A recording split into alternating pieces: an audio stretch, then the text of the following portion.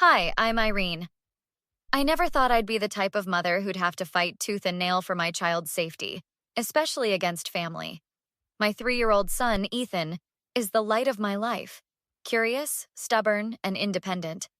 My husband, Mark, and I always tried to maintain a peaceful relationship with his sister, Vivian, despite her peculiarities.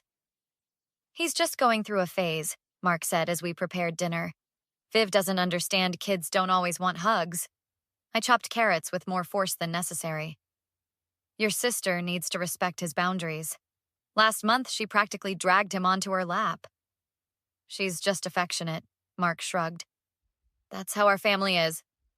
Well, that's not how everyone is, I replied. Ethan has the right to say no to physical contact, even from family. My mom used to make me hug everyone at gatherings, Mark admitted. I hated it sometimes. Then why would you want that for Ethan? I asked. He sighed. I don't. It's complicated with my family. Mark, at some point you have to decide whose feelings matter more, your family's or our son's. That's not fair, Irene. I'm trying to keep the peace. Peace at what cost? I asked. Teaching Ethan that his comfort doesn't matter? It's not that simple, he said, wiping his hands. My family has always been like this. You knew that when we got married. I didn't know they'd disrespect our parenting decisions, I countered. There's a difference between being traditional and being controlling. Let's just get through dinner, Mark pleaded. One meal, that's all I'm asking. I nodded reluctantly. Fine, but I won't let them pressure Ethan. Mark's phone buzzed. Mom and Dad will be here in 20. Viv's with them. When they arrived, Vivian burst through the door first. Where's my favorite nephew? She trilled, arms outstretched toward Ethan, who immediately hid behind my legs. Hi, Viv, I said. Ethan, can you say hello to Aunt Vivian? Hello, he mumbled, clutching my pants tighter. Vivian's smile tightened. No hug for Auntie? Come on, don't be shy. He doesn't have to hug if he doesn't want to, I said firmly. Mark's mother, Patricia, sighed loudly. You're coddling him, Irene. In our family, we show affection. It's not coddling to teach consent, I replied. Consent? George scoffed. He's 3, not 16. This new age parenting is ridiculous. Dad, Mark said, maybe we could just give him some time to warm up. In my day, children respected their elders, George continued as if Mark hadn't spoken. Patricia, remember how we handled this kind of behavior with our 2? Patricia nodded approvingly. We certainly didn't let them hide behind our legs. Mark was shy too, but we made sure he learned proper manners. And look how well he turned out, Vivian added with a pointed smile my way. He's not being disrespectful, I said. He's communicating his boundaries. Boundaries? Patricia laughed. Listen to the psychobabble. Next, you'll be telling us about his emotional intelligence. Mark stepped between us. How about we move to the dining room? Dinner's ready. Dinner was tense, but manageable, until I excused myself to take a call from work. When I returned, Ethan wasn't at the table. Where's Ethan? I asked. Bathroom, Mark said, his face strained. I heard coughing from down the hall. I found my friend Rachel holding Ethan over the sink as he spit repeatedly. What happened? I demanded. Rachel turned to me, shocked. I came in and found Vivian forcing dish soap into Ethan's mouth. She said he was being rude by refusing to hug her. My blood ran cold. She did what? She had the bottle in one hand and was holding his face with the other, Rachel said. I pulled him away immediately. He didn't swallow much, but his mouth is irritated. I knelt beside my sobbing son, checking his mouth. Mommy, he choked. Aunt Viv said I was dirty for not hugging. Did she say anything else? I asked, trying to keep my voice steady. She said Grandma and Grandpa would be mad, he hiccuped. Said I needed to learn respect. Something hardened inside me then. A mother's resolve crystallizing into determination. What were you thinking? I demanded, storming into the dining room. Vivian barely looked up. He needed to learn some manners. Mark looked confused. What's going on? Your sister put dish soap in our son's mouth because he wouldn't hug her, I said, my voice shaking. The table fell silent. Patricia set down her fork. "I'm sure it wasn't that serious," George said. "Vivian wouldn't. Rachel saw her doing it." I cut him off. "Ethan is crying with soap burns in his mouth." Mark stood abruptly. "Viv, tell me that's not true." Vivian rolled her eyes. "Oh, please, it was just a drop. My 4th-grade teacher used to wash our mouths out all the time when we were disrespectful." "You think forcing chemicals into a child's mouth for setting a boundary is fine?" I asked. "This is exactly why he's so stubborn," Vivian snapped. "You let him get away with being rude." Mark's face had gone pale. "Viv, you had no right. That's our son." "Don't you start too," Patricia interjected. "Vivian was disciplining him the way we raised you two." I turned to Mark. "Is that true?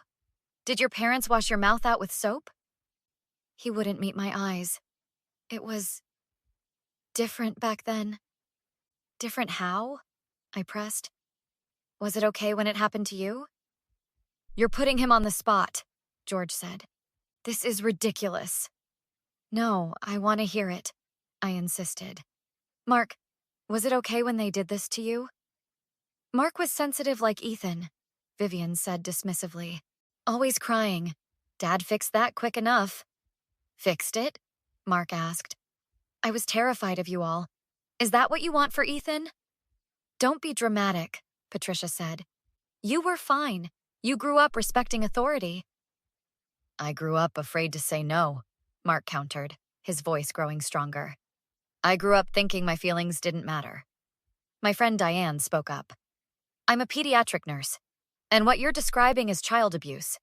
Dish soap causes chemical burns and is toxic if swallowed." "Nobody asked you," Patricia snapped. "Actually," I said, "I value her opinion, and I'm calling Ethan's pediatrician right now." As I stepped away, Diane followed me to the kitchen. "This isn't the first time, is it?" she asked quietly. I shook my head. She's always pushing his boundaries, but this crosses every line. "Has Mark ever stood up to his family?" "He tries, but they make him feel like he's betraying them." "The doctor wants us to bring him in," I said. "She's concerned about chemical burns." "I'll drive you," Diane offered. "But Irene, you need to think about next steps." "What would you do?" I asked, suddenly feeling overwhelmed. "Document everything," Diane said firmly. "Take photos, get medical records. You might need them if this escalates." "You think it could?" "From what you've told me about Mark's family," she said carefully, "they don't seem like the type to back down easily." When we returned to the dining room, Mark was arguing with his sister. "Oh, so you're taking her side now?" Vivian interrupted. "After everything our family has done for you?" "This isn't about sides," Mark said. I stepped in. "The pediatrician wants to see Ethan now. I'm taking him with Diane." "I'll come too," Mark said. Patricia grabbed his arm. "Mark, you're overreacting. It was just soap." "Just soap?" Mark repeated, pulling away. "Would you like me to put some in your mouth, Mom?" I watched my husband's face and made a decision. "Stay and talk to your family," I said evenly. "Ethan and I will go with Diane." 3 days later, we sat in our living room facing Vivian. Mark's parents had insisted on being present, along with Rachel as my support. Ethan was with my mother. "Thank you all for coming," I began. "What happened Sunday was completely unacceptable." "Oh, for heaven's sake," Patricia muttered. "This is ridiculous." "Mom, please," Mark said firmly. "Let Irene speak." "The pediatrician documented chemical burns inside Ethan's mouth," I continued. "She's mandated to report suspected child abuse, which is what this was." "Wait, you involved authorities?" George demanded. "We didn't have to," Mark explained. "The doctor did. That's the law." Vivian's face paled. "Abuse? It was discipline. If you teach him proper manners—" "No," I interrupted. "A child refusing a hug is setting a healthy boundary. What you did was assault." "That's outrageous," George sputtered. "Is it?" Rachel asked. "I saw her force-feeding soap to a crying 3-year-old. "I'd call it necessary correction," Patricia said. "The child needs to learn respect." "Respect isn't fear," Mark said. "I spent my childhood afraid of disappointing you. I won't do that to my son." "I was trying to help," Vivian cried. In our family. Stop saying our family like it justifies abuse, I cut in. Traditions stop being acceptable when they harm children. We never harmed you, Patricia insisted. Actually, Mom, you did, Mark said. I've been talking to a therapist. What you call discipline, the soap, the belt, the silent treatment, was abuse. I just normalized it. A therapist? George scoffed. Some stranger telling you your upbringing was wrong? Not wrong, Mark clarified. Harmful. There's a difference. So now we're horrible parents? Patricia asked, her voice quavering. After everything we sacrificed for you? This isn't about blame, Mark replied. It's about recognizing patterns so we don't repeat them. Your therapist has poisoned you against us, George said. Turned you against family values. No, Dad, Mark said with newfound confidence. She's helped me see why I've always felt anxious around my own parents. Why I have nightmares about disappointing you, even at 35. The room fell silent. Vivian's expression shifted. Mark, She started. I didn't think it was a big deal. It's what Dad did to us. And it was wrong then, too, he replied. What do you want from me? Vivian asked, tears forming. I'm sorry, okay? I leaned forward. An apology isn't enough. We need actions, not words. For starters, you won't have unsupervised contact with Ethan, I said, and we'd like you to attend therapy. This is insane, George interjected. No, Dad, it's not, Mark said. The cycle stops with us. You think you're so perfect, Vivian sneered, like you never make mistakes. We make plenty, I acknowledged, but we don't deliberately hurt him and call it love. Vivian stood abruptly. I'm not sitting here being accused of child abuse. I love Ethan. Love doesn't justify harm, Rachel said softly. If you walk out now, I said, you're choosing your pride over your relationship with your nephew. Vivian's face contorted. You'll regret this. When he grows up to be a spoiled brat with no respect, you'll wish you'd listened to me? That's enough, Mark said. Leave now, Viv. As she stormed out, Patricia rose to follow. You've turned my son against his family, she hissed. No, I replied calmly. I've helped him protect his son. 6 months later, the family court mediator reviewed our documentation.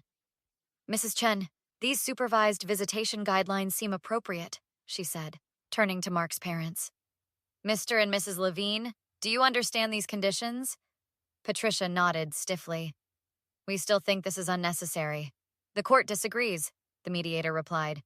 The incident indicates a need for boundaries. And Vivian? Mark asked. Your sister has completed half of her court-mandated counseling, she explained. Her therapist recommends continuing the no-contact order until the program is complete. When will we know if she's safe? I asked cautiously.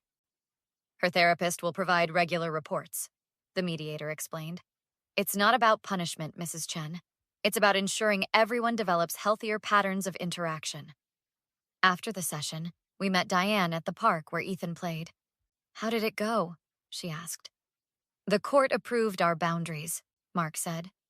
Limited, supervised visits with my parents. No contact with Vivian until she completes the counseling. How are you feeling about that? She asked.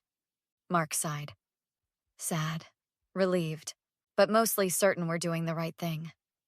The therapist says he's showing no lasting trauma, I added. Kids are resilient when they feel safe. And what about you two? Diane asked. This has been hard on your marriage. We're stronger, Mark said. It forced us to have conversations we'd been avoiding for years. I've learned to trust Mark's commitment to our family, I admitted. And he's learned to set boundaries with his. My phone buzzed. A text from Vivian. Can we talk? I've completed 3 therapy sessions. I miss Ethan. I showed Mark the message. What do you think? He asked. 3 sessions is a start, but not enough to demonstrate real change. Should I call her? He asked. Maybe after she's completed the full program. Rachel joined us. I saw Vivian at the store yesterday. She asked about Ethan. What did you say? I asked. That he's doing well and healing takes time, Rachel replied. She seemed different, less defensive, more reflective. She said therapy's been eye-opening to realize how her behavior was learned from your parents. People can change, Diane offered, with the right motivation. Maybe, I agreed, but our priority has to be Ethan's safety, not Vivian's feelings. Mark nodded. Protecting my son doesn't mean I don't love my sister. It means I'm finally being the father I needed as a kid. Ethan ran over, excited. Mommy, Daddy, watch me go high. We see you, buddy, Mark called back. You're amazing. As we watched him swing, I felt peace. Not the satisfaction of revenge, but the peace of protection. You know, I said to Mark as Ethan ran back to the playground, someone asked me if I regret how things played out with your family. What did you tell them? He asked. That protecting our son was never a choice. It was a necessity, I replied. And sometimes the hardest boundaries create the safest spaces. Do you think they'll ever understand? Mark asked quietly. I don't know, I answered honestly. Your mom called yesterday. She actually asked what Ethan might like for his birthday.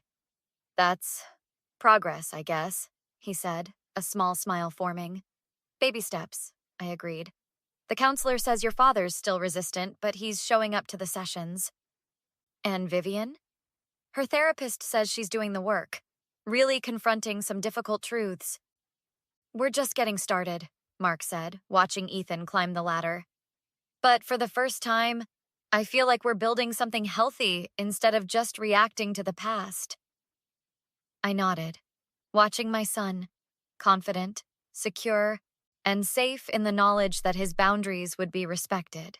That was worth more than any revenge. I'm proud of us, Mark said, taking my hand, for breaking the cycle. Me too, I whispered, watching Ethan wave from the top of the slide. Me too.